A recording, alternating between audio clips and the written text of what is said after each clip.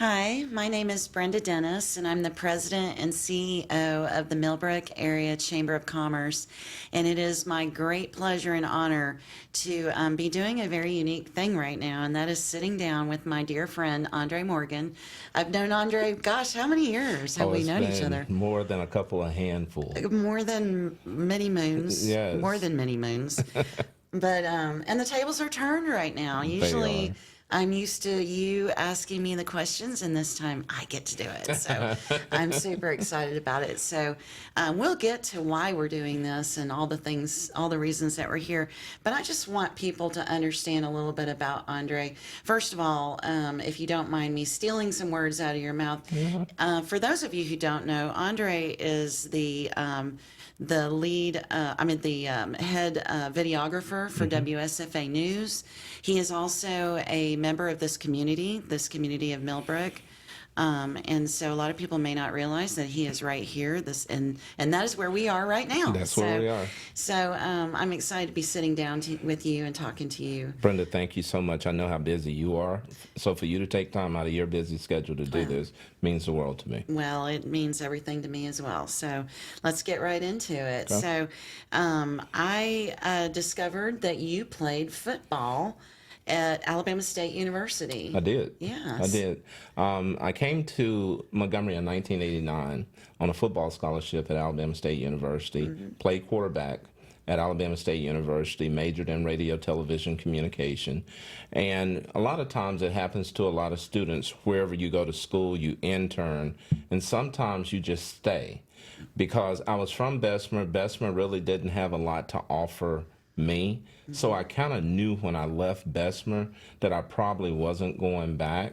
And so I just kind of made Montgomery my home because of my experiences at Alabama State University. And I kind of created a community for myself there.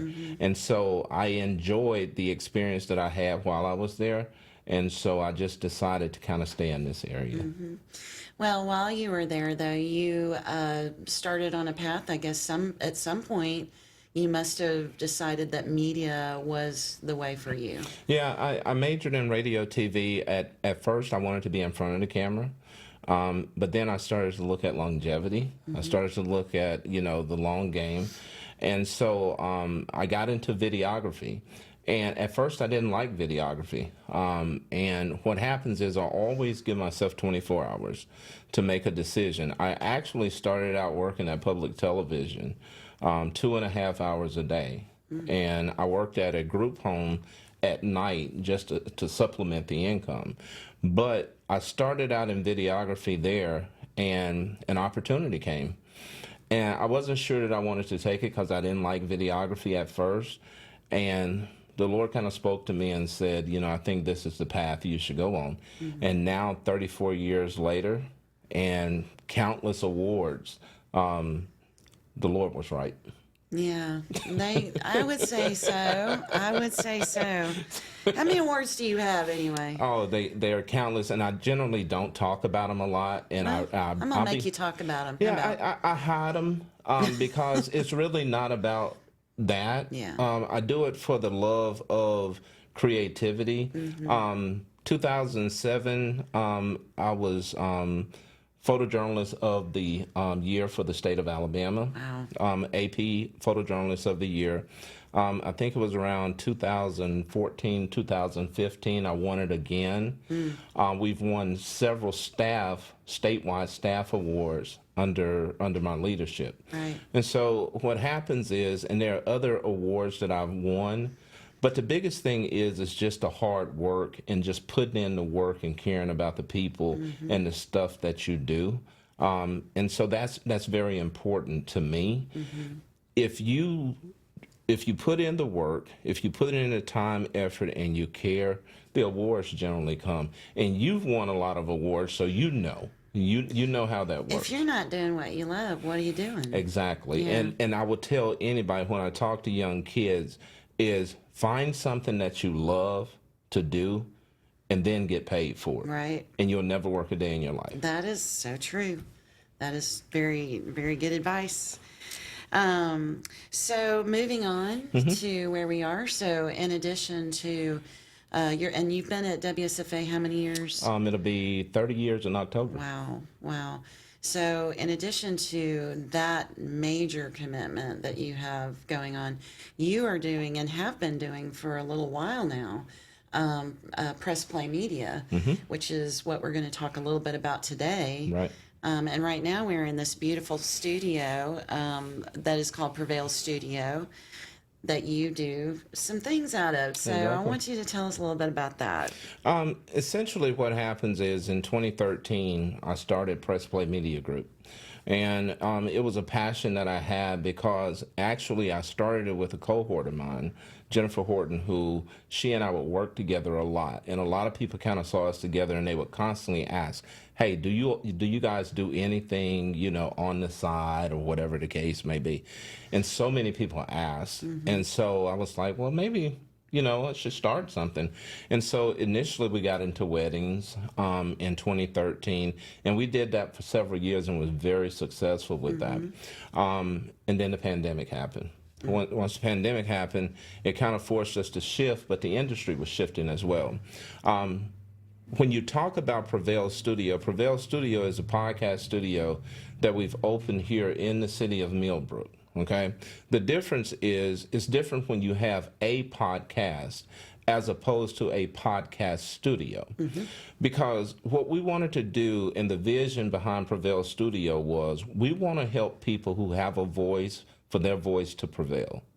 And so it's not so much about me being in front of the camera.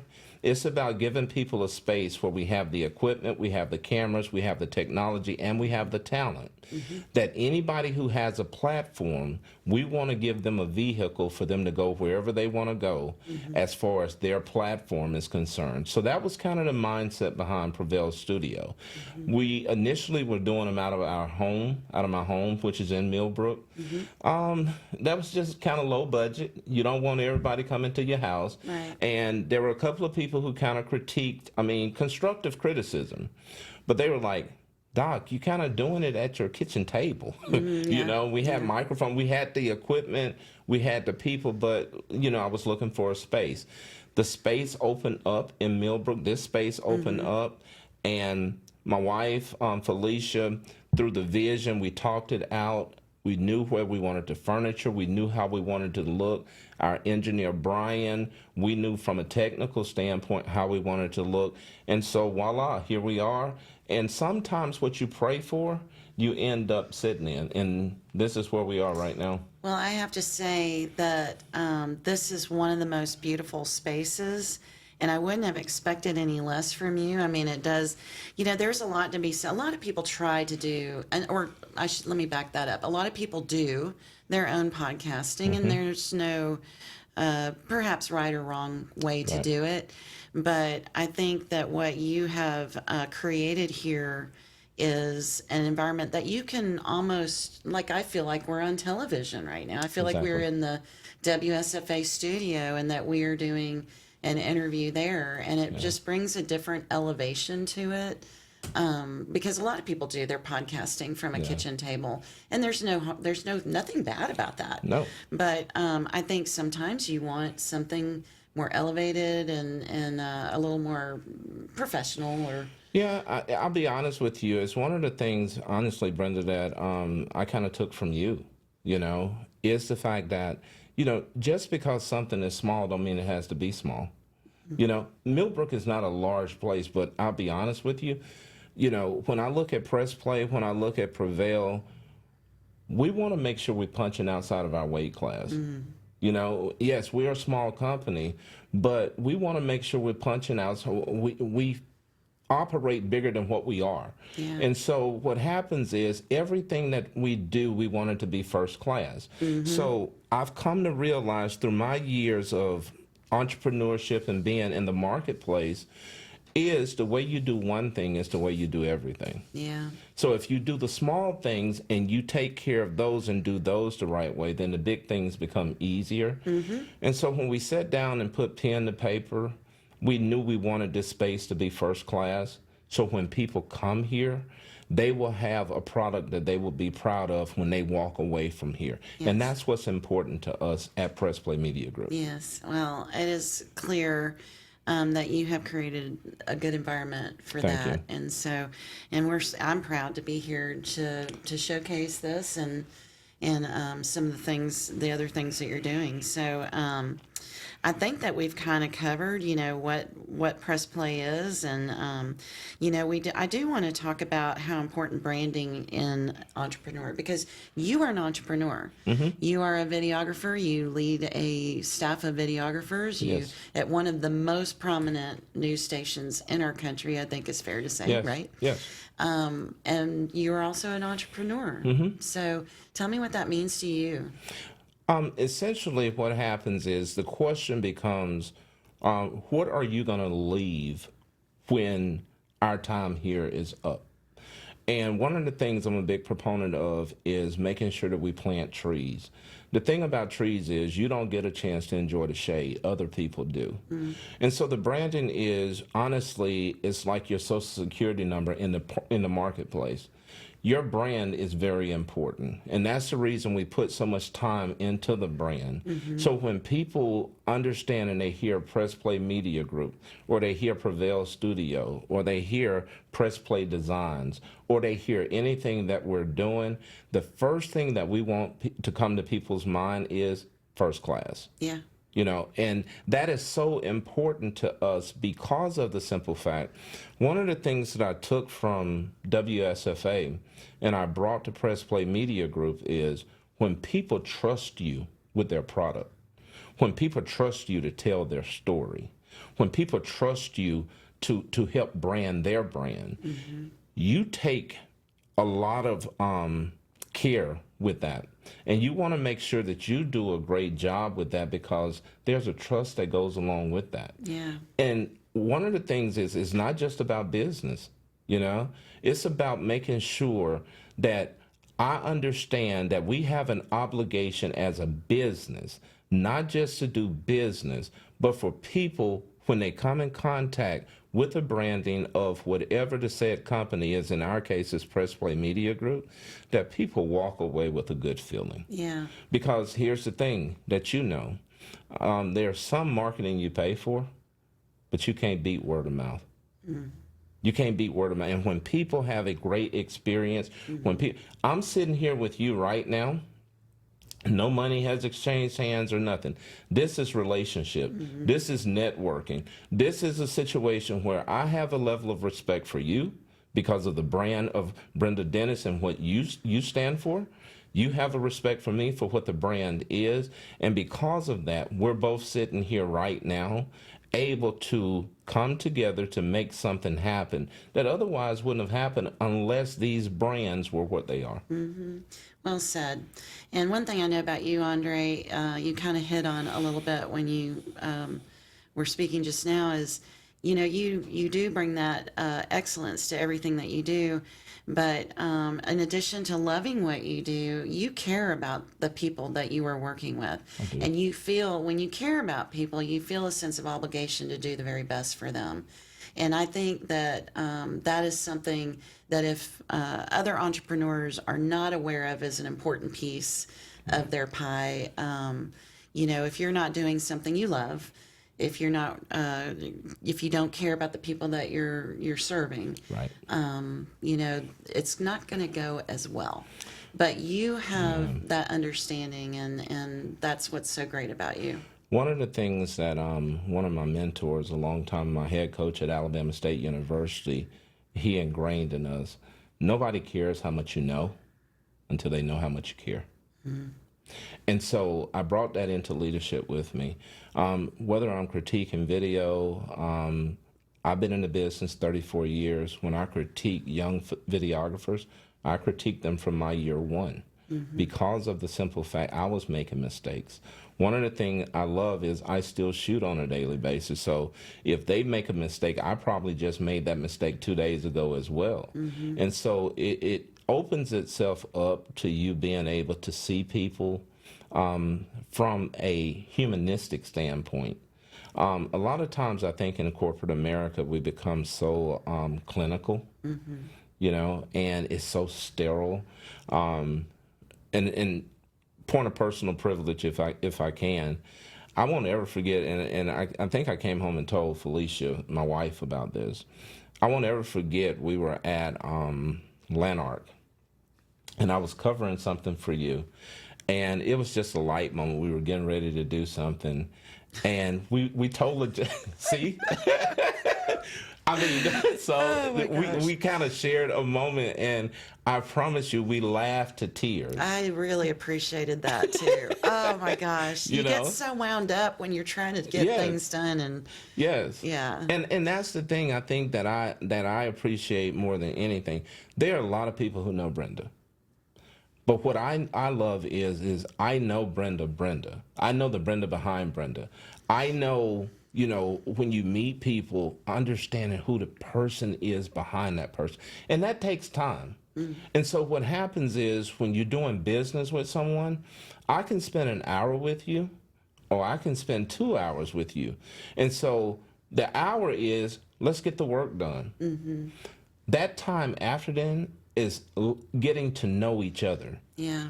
Getting to know you on a personal level, not just coming in, money exchanging hands, I leave, you go back to doing what you're doing, but really and truly taking time. And I'll tell you what I've come to realize is a lot of times people want to share more with you, but they feel like you don't have time for their lives. Yeah. Yeah. And so that's just been always a part of me, is people don't care how much you know until they know how much you care. Well, I think that, we always talk about in the chamber world the importance of building relationships, and the members that we have, some get that right out of the get-go, and they know how to network, and they were born to do all of that. And some people need to kind of come to that place Right. on their own, but there is not a scenario I can think of, whether it's business or personal or anything, where relationship building is not a critical thing that you should foster. And I do think, we get so busy in our lives, and we're just moving and moving. Like that day, I was in a mode. I was in a mode, like, Yeah. let's get this done. Check, Yep. check, check. Yep. And that thing, I don't even remember what we were laughing I didn't about. figure out what it was too, but I remember Davis in the corner looking at us like we were insane, but it really changed my entire day, and that is a result of that relationship, and remembering to foster those relationships in the big and small moments. in the big and the small moments, and it just goes so far. Because the other thing is, I want people to know that I see them. I don't ever want to be the person who people feel like I'm not approachable, or it's a situation where when people see you coming, they're like, oh, here he comes, or here they come. I always want to be welcoming from the standpoint that people understand that, hey, what comes with this person is a lot more than what comes with this person. Because I think a lot of times people, much like actors, they have a tendency to put you in a box. They have a tendency to typecast you, And so with me and with Press Play, and what I try and get people to understand is, what you think you're getting, you're going to get so much more. Yeah. Well, so can we transition into how do we what do people need to do to be a part of this? How can they tap into this? So essentially what happens is we're marketing Prevail Studio to anyone who has a platform. There are some things that I love to collaborate. And so there are some things that we're collaborating on. One of the things we want to do is we're looking at something that's called the boardroom. Not going to get into it right now, but that's something that's coming because the glue hadn't dried yet on that. But what happens is it's an opportunity for people. If you have a platform, you can reach out to me at andre@pressplaymedia.org. You can call me 334-318-6613. We've worked with candidates because the primaries just ended. If you have an actionable item, there's something that you're passionate about, and you really and truly want to be forward facing with your messaging, that's what we do here. I don't have to be a part of it, but we have the equipment, we have the cameras, we have the technology, and we have the talent to help make this look like, $1 million broadcast, Right. but it's affordable. Yeah. So, if you don't know anything about podcasting, if you're brand new to it and it's a little daunting, say you're a business owner, and by the way, this would be a great low key opportunity. If you're thinking, hey, I want to do a little advertising, but maybe I don't have the advertising budget. Yep. This is a great alternative, I It would is. think. But maybe you're coming to it, you don't really know where to start and Yeah. how to construct it. Are you there to help guide Yes. that a little bit? In addition to what we do at Prevail Media Group is we also do media consulting. And so in the media consulting is we have a lot of tiers and a lot of different platforms. It may not be a podcast. It actually may be an interview where we go and we shoot video to help accentuate your marketing capabilities. The thing a lot of people don't understand about a podcast that gives you an advantage is what happens, what you want to say, your words are your words. There's limited editing, and so you don't have to worry about somebody controlling your narrative. And so what happens is that block, whether it's 30 minutes, whether it's 15 minutes, your words are your words. There's no editorializing or anything like that. And that's the seismic advantage that a lot of people appreciate about a podcast is what you say is yours. Now, it gives you an opportunity to market your business. It gives you an opportunity to explain in earnest your business. It also helps people to get to know you because of the simple fact it's difficult to do that in a minute 30 on the news. And I know I'm not Or knocking in the an news. ad, in a, Right. yeah. And so people have a tendency to appreciate that because the way I explain it to people is this. There are two ways of marketing, as you well know. There's the helicopter mode, and then there's the airplane mode. Helicopter mode is you just take off. Airplane mode is you need runway. And podcasts give you some runway Yeah. to be able to take off and get a running start so people will get an understanding and they can fly with you. And that's what we're here to do. And that's the thing is, but the most important thing is that it's affordable. Yes. That it's Yes. affordable. And it's here. And it's here. I mean, you look at this environment, you look at the possibilities and the potential for what you can gain from doing something like this. And you might think, gosh, I've got to go to Atlanta or Montgomery Right. or Birmingham. I've got to go somewhere to do this. And it's right here. Literally, it took me 5 minutes to drive here today from Yes. my office. And that's important to me because I will say this, and a lot of people don't know this about me. This is home. When I leave WSFA, Millbrook is home. And a lot of times people don't see me. A lot of times people don't see the work that I'm doing, and that's I'm very intentional about that because it's not about me. It's more about the work that you're doing. And so I was very intentional wanting this to be in Millbrook. I've had events that I've been very intentional. I wanted it to be in Millbrook because of the simple fact this is home. A rising tide lifts all boats. Right. So I want to make sure anything that I'm doing, I want to make sure I'm doing it in a place that I call home, that I pay taxes, that I pay sales taxes, in the whole nine, because Millbrook is a thriving place. Yeah. And kudos to you, your team. Kudos to the development team. I mean, I think the biggest battle Millbrook is fighting right now is growth, and we are growing. And, I'm proud of this place. I'm proud to call this home, and I'm proud to have a business that's in Millbrook, Alabama, because yes, I could have gone to Montgomery. I could have gone to Prattville. I could have gone to a lot of other places, but I wanted to do it in Millbrook because Millbrook is home. Yeah. Well, I think that's a great place for us to wrap it up. I'm really grateful to you that you put your trust in me today to be on this side of the interview process. It felt really good to me. So thank you for having me in this beautiful studio, and I wish you all the luck in the world. Brenda, thank you so much, as I said before, for you to take time out of your busy day to be on the other side of the camera. You always do a great job, when we interview you.